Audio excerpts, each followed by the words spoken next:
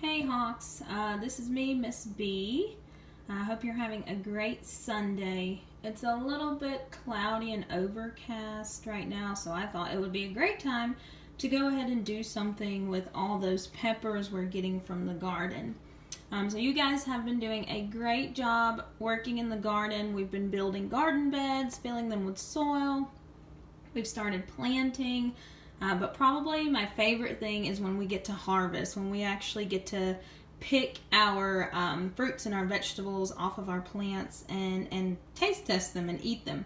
So you probably noticed we have lots and lots of peppers in the garden, specifically jalapeno peppers. And we've actually cut these up and we've got to taste them. And for most of us, they are just really, really way too spicy. Way too spicy for us to eat fresh, and we've got a lot of them. So what I'm going to be doing today is showing you how to preserve them.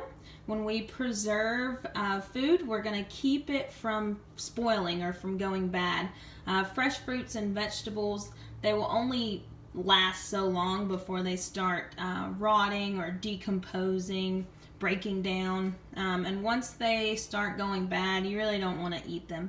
So preserving lets us keep our food longer, and I'm also hoping that preserving them this way, which I'll be pickling them, will hopefully cut down on some of the spiciness so that we can enjoy them.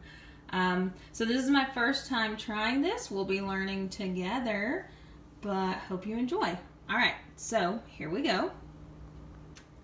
I've got my ingredients in front of you. So I've got some of our jalapenos right here. I've also got some Santa Fe hot peppers. There might be some banana peppers thrown in there as well. I've got garlic, salt, there's vinegar, I'll need water, and in this container is sugar. And from what I've read, the sugar is supposed to help cut down on some of the spiciness. So what I'm going to do first is go ahead and cut up all of our jalapenos and peppers. And I have learned my lesson from the past. If you don't wear gloves when you do this, your hands will actually start kind of burning and itching and turning red. So I'm going to wear gloves this time. So I'm going to cut these up and then I'll be right back.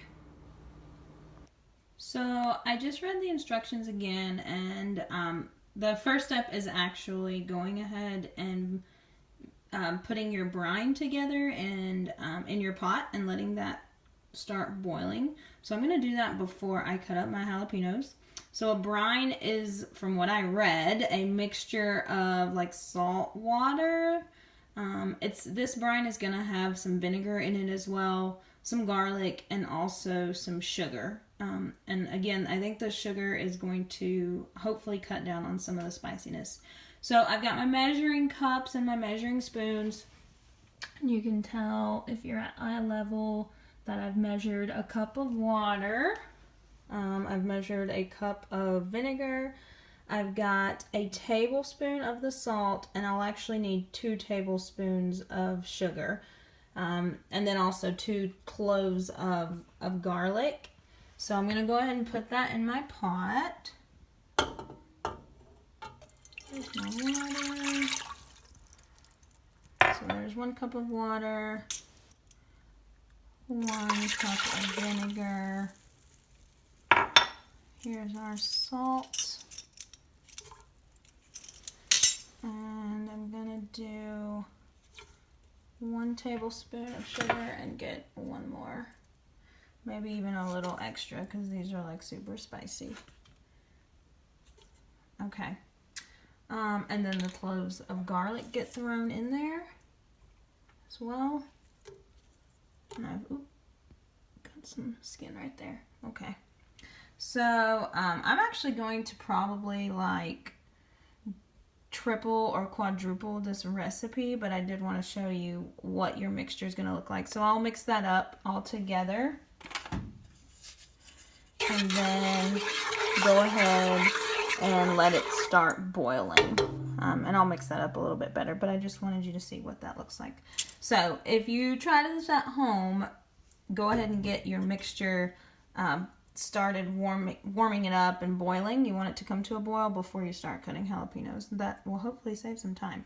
Okay, so I'm gonna cut these jalapenos up now and I'll be right back. Okay guys, so I've got the jalapenos all chopped up. Took a really long time because there's a lot of jalapenos. The water's starting to boil. So now you're just going to take some jalapenos. We're going to add it to the brine mixture carefully.